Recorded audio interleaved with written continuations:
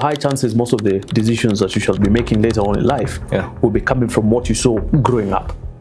Okay. Remember, as a son, if you had an abusive mother, high chances are you'll have a tendency of maybe picking a toxic woman as a resemblance of your mom. Always grow up with one phrase: I will not be like my father. If you find in a family, we have children, but they have different personalities. Yeah. The same way you experience your mother is not the same way your sibling will experience your mother. The same way you experience your father is not the same way a sibling in that home will experience your father. So the parents raise the kids, but they raise totally different individuals. That reminds me of a story of Steve Harvey. I think everyone knows him. Back when he was in preschool. You know, it is in the 70s or 80s in America. It was a lot of racism. Still there is, but people don't talk about it, but there still is. So at the time, the teacher gave them an assignment, told them, go home and write to us a piece of paper what you would want to be when you grow up. He said he wants to be on TV. He was very proud of it and took it to the teacher. The teacher read it out loud. You know what they say? Where have you seen a black-ass man being on TV? Because at the same time, people have a tendency of running away from accountability. We are not as accountable as we think we are.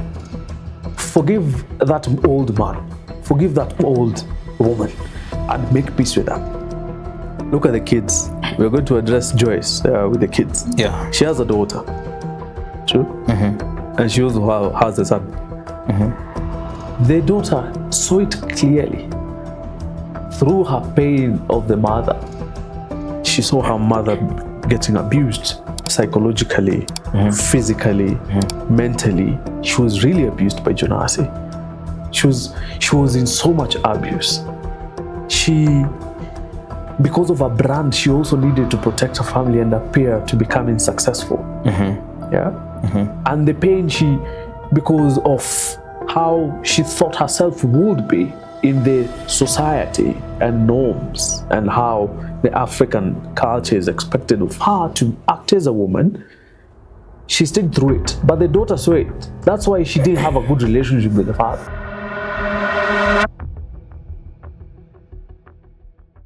After successfully completing the Men's Mental Health Month, we had an amazing conversation on the things that we men don't speak about. In a snippet of that conversation, we briefly talked about The Polygamist, the Netflix series, and we were trying to understand Jonasi and him becoming a polygamist. And something that stood out that our guest for this episode said is that Jonasi came from a broken fatherhood. That's why he ended up being the way he was. And also he highlighted the fact that the son of Jonasi later came up to end like the father. And that is a concept of being raised in an environment of a broken fatherhood. So people were asking me the question, why is it that sons always end up like their fathers? And that is what inspired today's conversation. Ladies and gentlemen, welcome to Classified, the podcast. So my name is Movali Derrick, and my guest for today is none other than Eliud Muriuki. He's back to crucify some people. That's what people told me. People were telling me, hey, Kwani, doesn't Eliud have chills? He's spilling excessive truths. First of all, thank you for having me once more time. It's always a pleasure to have people like-minded. You know, they say iron sharpeneth iron. And if you are a wood, you get cut. So you only have to be iron for you to understand some of the wisdoms that maybe will be spilled at the end of the day. And thank you for having me again, and for your audience. You're doing a very good work for the men and the society at large. And it's much of a privilege to be sitting with people like-minded like you and other men in the society and having these kind of conversations. Very, very much obliged to have you. Topic of fatherhood and sons and their fathers and their relationships that they do share and how it influences their decisions and who they turn out to be. As men, we are releasing them in the society.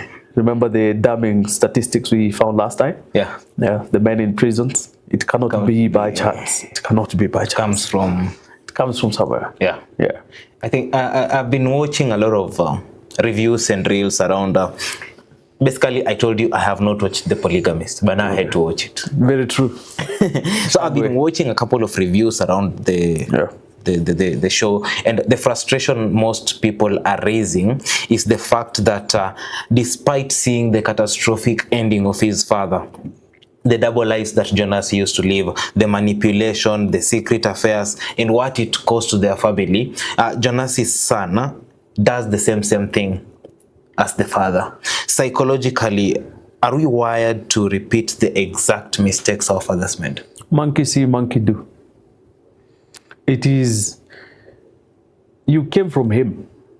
The first, remember we talked about something or in terms of Oedipus complex and how it influences like your relationship with your parents, like that is your immediate family that you have. So high chances most of the decisions that you shall be making later on in life will be coming from what you saw growing up. Okay. Remember, as a son, if you had an abusive mother, high chances are you'll have a tendency of maybe picking a toxic woman as a resemblance of your mom, because that is the first love you had. As a son, no, as a lady on the other hand, if you had an abusive father and nothing happens later on, that's why I think everyone should go to therapy. You don't have always to come from or you don't always have to have a mental issue for you to go to a therapist. It is okay. Find spaces, find people who you can have these conversations with and actually have healthy conversations. It is always important that you have these conversations because it will end up influencing your decision and who you become as a person eventually. Yeah.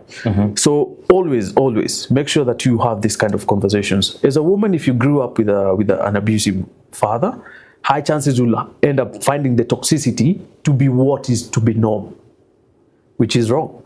That's why you'll find women saying, "Oh, I like him a bit toxic."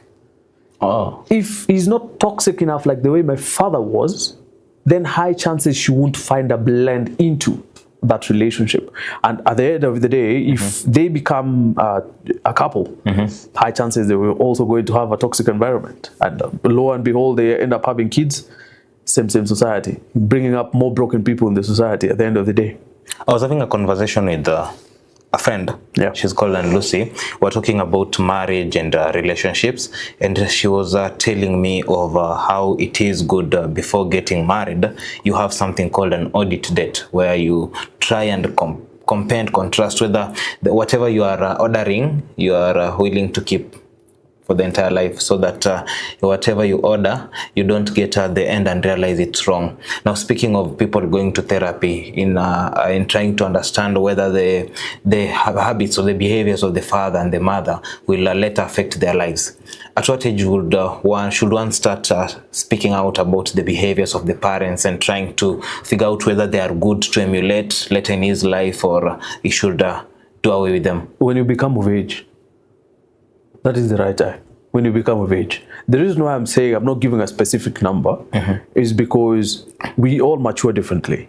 Okay. The time that you get to realize your mistakes or the mistakes your father did or mistakes your mother did depends with when your maturity levels shall come to be. That's why I say don't compare yourself to people. Once you come to the realization of some few things, that's the time you work on. You don't know if something is pressing you until you try it out, or until you get to that realization that something indeed is happening with me, and I can't be able to move forward unless I address the issue to the bone. Okay. Yeah. So until you come to that particular age, that's the time you're supposed to be having such kind of conversations. 90% of men always grow up with the one phrase: "I will not be like my father." But later on, things change. Sure. I remember in our previous conversation, you were telling us over how we see our fathers as failures, and later on in life, you're like, you know, this thing that is happening to me, my old man has a piece of wisdom he can give. Why is it always so hard for us the conscious rebellion against our parents? Why is it so hard for us to fully change and not adapt to whatever they have taught us, which was somehow toxic? Remember, we grew up having very different personalities. That's why if you find in a family, we have children, but they have different personalities. Yeah. The same way you experience your mother is not the same way your sibling will experience your mother. The same way you experience your father is not the same way a sibling in that home will experience your father. So the parents raise the kids, but they raise totally different individuals. These are totally different individuals. And remember, as men, over time, we become rebellious because of our hormones and how we are developing. We just have no, you hear the favorite Swahili say, fahali wawili hawakai nyumba moja. You will definitely find that friction between the men of that house. I'm saying that because I have grown up with my dad, and I'm thankful for it, and also had my sibling also growing up with him. That's my brother. Okay, and we at one point in our adolescent ages, we were fighting, man. We were fighting that home, because it was a stage which allowed us to behave in such a manner. Nowadays it's more of respect. It's my lane, you don't cross it. This is how I am as an individual, so you're supposed to allow me be in my manhood, is the way I'm experiencing my manhood. Remember, at the end of the day, it's the first time you're just 20. You've never been 20 before. It is the first time you're 16. You've never been 16 before. So let no one try and come and input ideas in you. They can only guide, then allow you to experience whatever you're experiencing as an adult coming up. Remember, you don't impose. If you end up being a very, very strict person in your child's life, they'll end up becoming two ways. They end up becoming very, very rebellious. Or at the end of the day, you shut them down. And these people are the people you find they're timid. These are the people you find in public they cannot address themselves very well. These are the people that they will struggle in their relationships, also eventually, because of how they were raised. You find the people, some of the people are not actually introverts because they're introverts. Their parents made them introverts. From how they treated them. Sure. Because as a child, you're not supposed to be closing down a child. Actually, that's usually a question I ask when it comes to parenting. You might be an outgoing child, outspoken and all that. Then out of nowhere, your mother is like, I can share with you a story of my mother. I was in class 4-5. So from nursery, I've been a prefect all through. Then I reached around class 3. I just grew interest in journalism. So I used to listen to the radio so much. So one day my mother bet me because I was listening to football. And then she was like, she said, your work is to listen to the radio. Do you think the radio will one day make you money? That reminds me of a story of Steve Harvey. I think everyone knows him. Back when he was in preschool. You know, it is in the 70s or 80s in America. It was a lot of racism. Still there is, but people don't talk about it, but there still is. So at the time, the teacher gave them an assignment, told them, go home and write to us a piece of paper what you would want to be when you grow up. He said he wants to be on TV. He was very proud of it and took it to the teacher. The teacher read it out loud. You know what they say? Where have you seen a blackest man being on TV? The guy nowadays buys the teacher TV every year. Look at the kind of success it had. So for me, I'll give you also a personal story. Back in primary, my school teacher, I think she was called Madam Queen. I think I should pay her a visit sometime. She noticed I have a very strong command in English. And she noticed it, even without me knowing. Sometimes you don't know you're good at something until you actually are discovered or something like that. So she noticed me and told me, I didn't know why, she used to give me essays and read in front of the class. She wanted you to perfect my pronunciation in things, my intonations and everything else. Though when you're talking, you feel like you have, if you want to also to learn about public speaking, I'm going to quote very figures which people wouldn't agree, but it's fine. Go see how Mussolini and Hitler's did their public speaking. Actually, because these are people who actually ruled the world. The world became what it was then because of the power of their tongue. That was their skill. You cannot take it from them. It's like when you want to study about business, study about drug lords. Pablo Escobar will teach you more about business than any other business school. Yeah. So there's just she find that I had a chip on my shoulder, and she actually nurtured it. So she would give me essays and read in front of the class. She would make me take these assignments and make me want to read more. So I became very good at poetry. And going back to high school, I found another lady. She was a favorite. She was, even though she went to retire, but I was still in high school then. She was called Madam Wakasa. She was a good woman. She was a good woman. She would also, like, she was very strict on me when it came to pronunciation. So I had to, and the way I would speak. So she made me also go to competitions. I competed in the higher levels. I think also went to county levels and regionals at one particular point of view. That also influenced my leadership kind of life. I engaged in politics both in high school and in campus, all because of public speaking. And this was nurtured by Sia's second parent. Very true. So these teachers saw that. And back from our home, like coming up, I think my father wasn't that strict. Yes, he was a parent, but he was more liberal. He was conservative but liberal. So he allowed us to become as children. Yeah. So we all, in our family, all of us are expressive. You cannot step on someone's head and they keep quiet. Yeah. They'll tell you off. They'll be like, no, this is my space, and you are supposed to allow me have my space.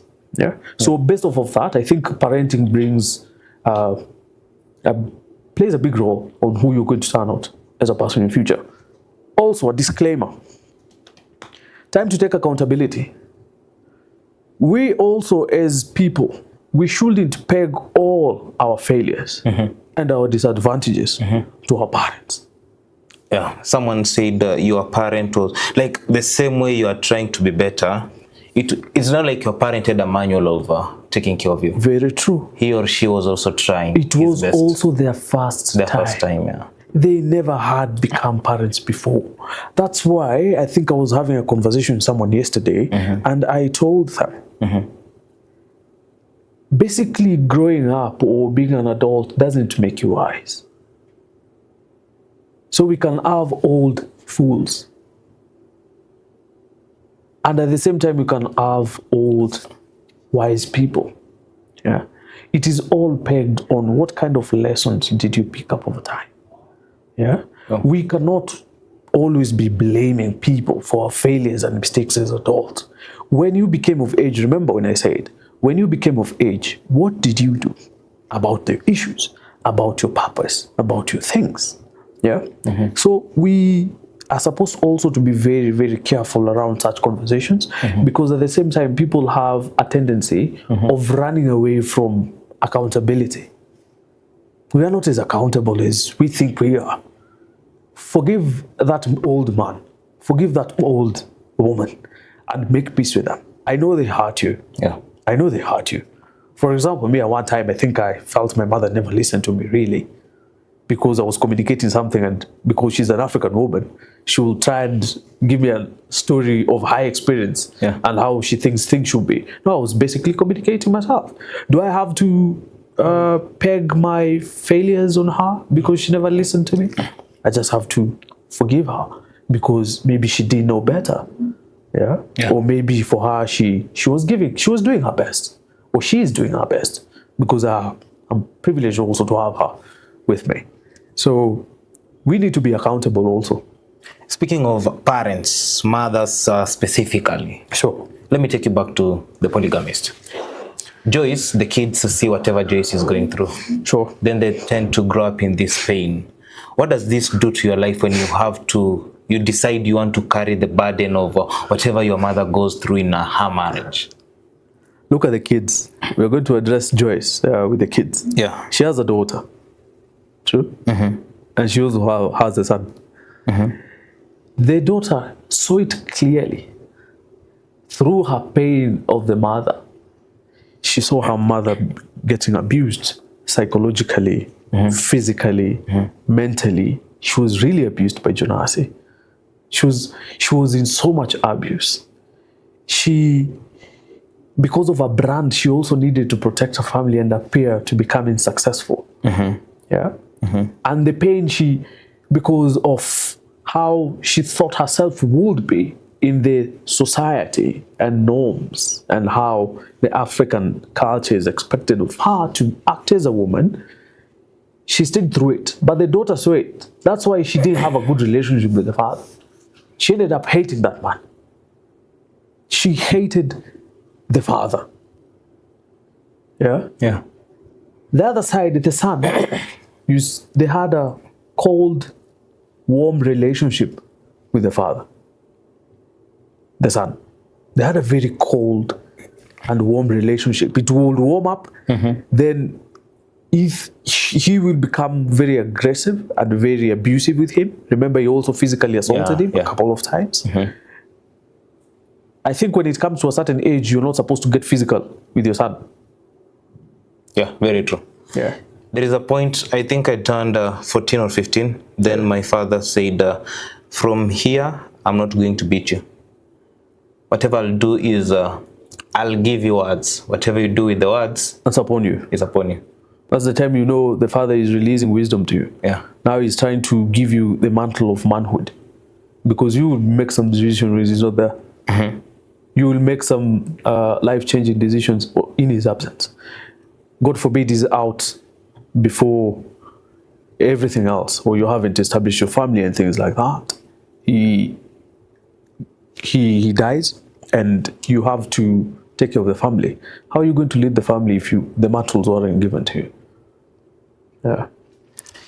If we look now at Jonasi himself, let's go to his backstory, whereby we see the show hints of poverty, his father's drinking, and a deep lack of nurturing as the core reasons that made Jonasi become what he became in the society. And at some point, I felt like Jonasi was running away from his own father's coast, trying to be different, but not so much. But definitely, how does my inability to fail to address the truth from my history, that is whatever my father has been taking me through from I was an infant to I becoming someone who I can understand myself, how does this inability turn me into a weapon that will come back to haunt my children? If you're not careful with how you're raised, your father maybe just didn't know better. That's why they were like that. And you see from the weaknesses of the father, the sons become. Yeah. From the strengths of the father, the sons become. Yeah. So that's why I said, monkey see, monkey do. His father was a drunkard. His father had issues with women. His father had issues with taking control over his life. For him, yes, he came out of poverty. And yes, he became successful. But there are some things, there are some demons you only fight alone as a man. Yeah. I was also listening to something yesterday in relation to that. And the person who was having the conversation was saying that when David fought Goliath, it was a public victory. Goliath was the biggest monster he's ever seen. Yeah. But in privacy, what happened? He took somebody's wife. He sent the wife, he sent the husband of that woman in front of the battlefield. Yeah. He committed adultery. He killed someone. Did it prevent him from actually having the public victory? He still had the public victory. So Jonasi still had the public victory. He drove a Bentley. He lived in a good suburb. He lived lavishly, true. But came to privacy. He suffered from adultery. He suffered from alcoholism. He suffered from women. Yeah. So it is only when you're in your lowest, or when you're in yourself alone, without any public applause, without any public or publicity, when the cameras are off, when your social media is off, that's the time you as a man, you are really who you are. leave alone this public facade. We will all put up faces of how strong we are as men, or how successful we are as men. But when we retract, or when we retreat to being actually by ourselves, that is who we really are. The unfought addictions in your lowest of circles, or in your secret of secrets, that's when we know if you really have self-control over yourself. In our society, I am really appreciative that the film is set in South Africa. At least it gives us that room to fully critique our society as an African. Very true. Most of us are told that vulnerability, crying, fear, and all that, like that is a weakness. It's weakness. It's something for the ladies. As a man, you should not show weakness. You should not show insecurity. Yeah. But now, this has wired us to hide such stuff under status, under money, under dominance. And here is where I beg to ask a question. When a son is never allowed to express vulnerability in a family, does control become his coping mechanism? Because if I can't openly tell my mother or my father that, you know, Dad, I'm facing this and this and this, without them criticizing me, I carry that towards life. I get married, my wife might notice I'm not okay and ask her and say, no, I'm fine.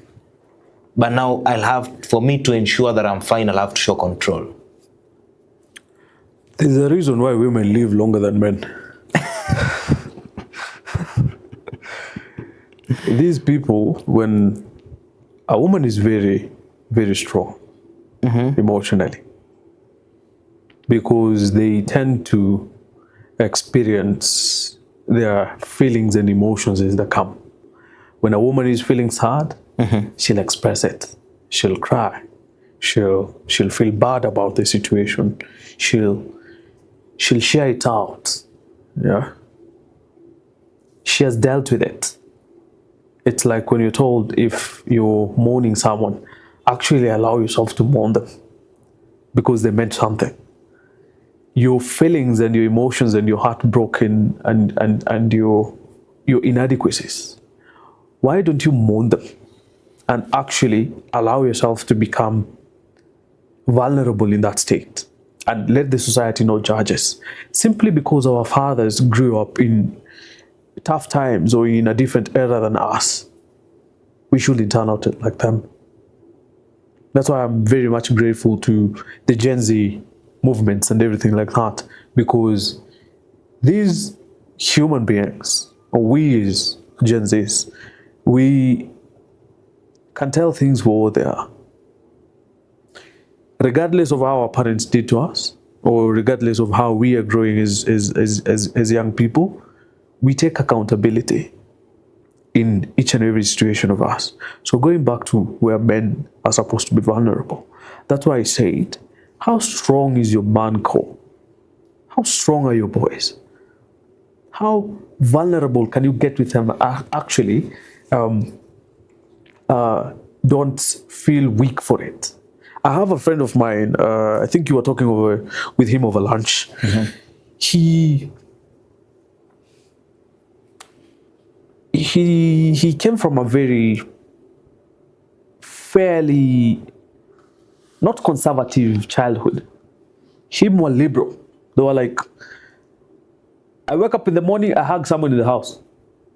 Oh. Yeah. You know, he tried hugging me one time, bro, don't do that. Don't do that. I'm like, he's like, no. Why can't men hug fellow men? Yeah. So for now, I'm trying to retrain myself, because for me, I didn't grow up with that. Yeah. So for me, I'm like, why are you hugging me, man? He's like, no, you also deserve affection, man. You're also a human being at the end of the day. So me hugging you in the morning, it's fine. Or me hugging you and I find you in the street, it's okay. So for me, I'm learning it. I'm learning it slow by slow. Like as a man, sometimes you're not horny. You just need affection. Oh, Yeah. that is a solution to immorality. Yeah. Sometimes you just know horny. Yeah, sometimes you just know horny. You just need affection. Yeah. You just need affection. You just need to be in healthier spaces, actually be around healthy people. It doesn't hurt much. So for him, it was easier for him to. Now he's like teaching me on how to recalibrate myself and actually allow myself to be sometimes vulnerable, talk about my feelings with him, talk about my feelings to my fellow friends. That's why I have a very small circle of men, which I know even if I got vulnerable, this kind of men, my secrets are safe. My mail can also get, and it is my work for me to understand my friends.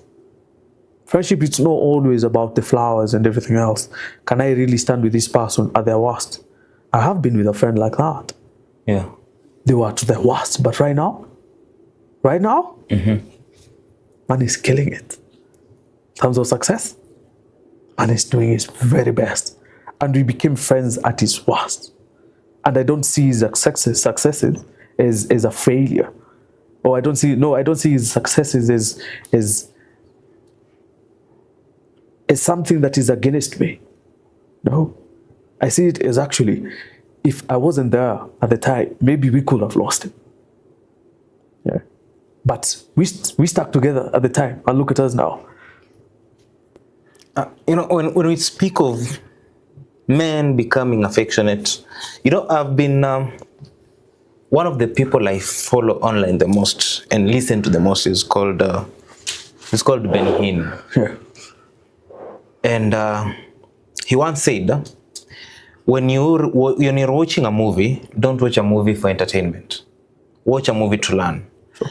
Look at how the men are dressed in the movie, the matching of the suits, the ties, the shirts, the shoes, the watches, and all that. And I have been wondering why men don't, like in Africa, when you hug a fellow man, it's a kiss. But you see, in Europe, a father will hug the son, be very happy about it, Very true. even give the son a peck, and it's everything is fine. Let me stop here for a minute.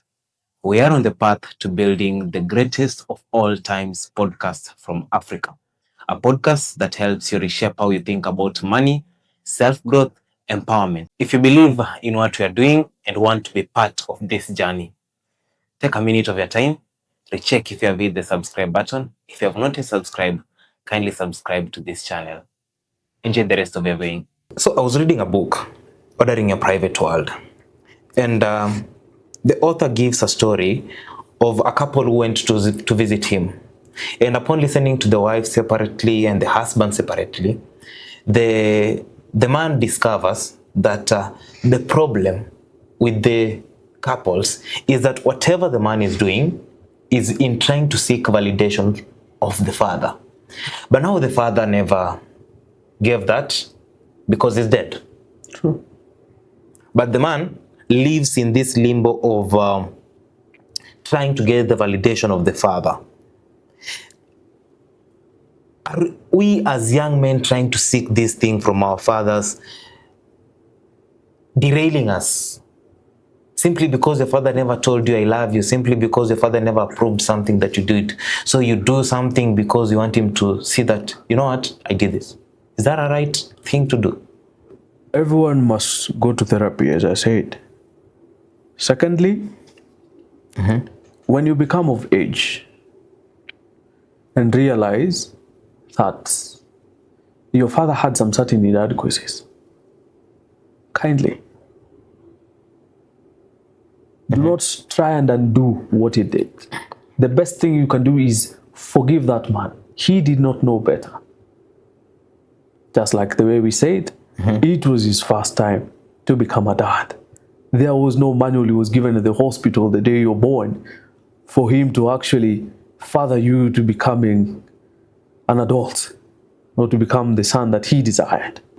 Stop seeking the validation of a human being. Your father is still a human being. He has his own experience on this earth that you yourself, if you cannot experience your own and make it your own duty That's why they say happiness is an inbuilt thing. You shouldn't find it from other people. That's why I said, before you get actually to relationships, kindly work on yourself, heal your inner childhood traumas, talk about your issues, and don't sugarcoat it. Let the person that you are going to get in a relationship, let them understand your weakness or who you are. Let them know actually you had some certain struggles with growing up, and let them actually know that this is where you are, and you're not using them also as your therapist. They can only come and assist you in your journey. Some of the time you'll find that you're also discovering yourself in the process of it, which is okay. You can do it together. But at the same time, have you actually been accountable to the young person or to the young man or to the adults that you're becoming? We should take accountability, and I insist. We should take accountability. Live your own experiences. I know sometimes also I suffer from the same thing. I want to actually, sometimes I was doing things in the home to seek the validation of my father. And over time, I saw it as being a bad trait that I was developing. So I started asking myself, one time I sat down and gave myself a reality check. I told myself, okay, what if one day all of these things I have all disappear? Who am I? Will I be able to actually sustain myself, like through it, or die with it? I mourned that point of my life, and took me a period of time. I mourned that moment and actually had to relieve myself for the burdens I had at the time and the small gods I had created over me and over the people who are surrounding me, and actually allow myself to live an experience of me growing up and actually having the human experience without pegging it on someone else's validation. If I fail, I fail. If I win, I win, and I take my wins and leave.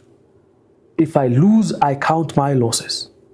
I want you to, let's speak of the father. You as a father, how much of you appreciating whatever your son is doing impacts his life positively, rather than just you ignoring it? Because I think in Africa, what happens the most is you will do good in school, your father will congratulate you. But if you do something else very well, he won't do that. But now the question comes in, yes, men seek validation from their fathers. True, we do. A father in Africa, it's very rare for you to hear a father tell a son, you know what, my son, you're handsome. Very true. Yeah. But what does this do to the psychology of a boy growing up, seeing his father appreciate him? Hey, you know what, son, you did well. You went to play soccer, yes. Yes, you told your shoe, but how did you score a goal? That was nice. Yeah. What does this do to the psychology of a son? For a young man growing up, because the first person I want to emulate in this life is my dad. Definitely. Because that was the first man I saw in my life. So I grew up with a version of men in my head that I'm supposed to be like my father. My father is like this, so I'm supposed to be like him. Because this is the resemblance of a man in this society. Okay? So that's why I think I thank you for actually having such kind of conversations and using your platform to channel out this kind of conversations, because I know sometimes parents watch this. And for me, I would advise a father to actually take time and congratulate yourself for the small wins that he's getting or he's achieving. Don't take it for your experience simply because your father didn't do, so you're also not going to do with your son. Yeah? Yeah. So for our parents, simply because they didn't know better, they just did what they could. But now, since we know better as young people, we should do better. Now, in trying to correct the mistakes of our fathers, or in us trying not to be like our fathers, you sometimes find yourself going to the extreme, overdoing it. Yeah. And at some point, that becomes, how do you call it? Desperation. And I usually ask myself, at what point does I, trying to overcorrect whatever I saw my father do, become as a trap on its own? It's a vicious cycle. If we don't work on our core, for who we are as men, that's why I said, from healthy men, find healthy people or healthy boys. From broken men, we find other broken men. So the moment I'm seeking these constant validations, and I get very desperate on seeking my father's validation, and at the end of the day, maybe he's just too busy, preoccupied with the family. Sometimes he just doesn't see your small wins. Okay. Sometimes he would see the most insignificant things you do, but to you, you feel like it's a great achievement that you did at the time. Maybe he was just so much preoccupied with the health of of the family. Maybe he was just preoccupied with it too, by being productive for the family. He just never wanted you to experience whatever he experienced when he was growing up. So sometimes your father will miss, not deliberately. Sometimes maybe deliberately, but sometimes he will miss on actually getting to applaud you for your mistake, for your successes and your small wins. That's why I said, we give ourselves grace. We give ourselves grace for the successes that aren't seen, for the failures seen, we forgive ourselves. For the successes seen, we applaud ourselves and move on. For the great things that we are doing, kindly remember, it is only a human experience. Wow. I think the biggest lesson picked from today is your father wasn't perfect. He was just trying his best. Now, I want you to speak to a son who feels like, my father failed me, and I don't want to repeat that. Give them a piece of advice as we wrap this up. I wish to speak to the young man out there, a son, a brother, a confident person who is shouldering responsibility, because we all do, in whichever capacity. Let the failures of your father not determine your future. Let the failures of your family not determine how you're going to correlate with other people. Forgive them. Let not your failures determine how your life is going to be like. Forgive yourself. Give yourself that grace. Talk about issues with the men in your life. That is your father if he's there, or if it's your uncles or brothers or whoever. Speak about it, and actually do forgive yourself. Forgive yourself. Give that. I know it's gonna be hard. I've also had issues with my family. My brother had a big issue. Yeah, it is me to decide how I want things to be. Yeah, sometimes it hurts a lot. It really does hurt to seeing also men becoming violent simply because their father was violent. Sometimes we also, as the sons, just become violent out of nowhere. Yeah. We pick up bad traits, not necessarily from our father. It is just from the places or people we surround ourselves with. That's why I said, iron sharpeneth iron. And if you're wood, you get cut. Oh, I'd say this. If your father or mother is still alive, before they mark the end of their journey on earth, take time to speak to them. Forgive them. because they didn't have a blueprint of how they should bring you up. They might have failed you. They might have not given you the lives that you wanted. I see sometimes we ask ourselves, when other people's parents or grandparents were grabbing land during the colonial period, where were our grandparents?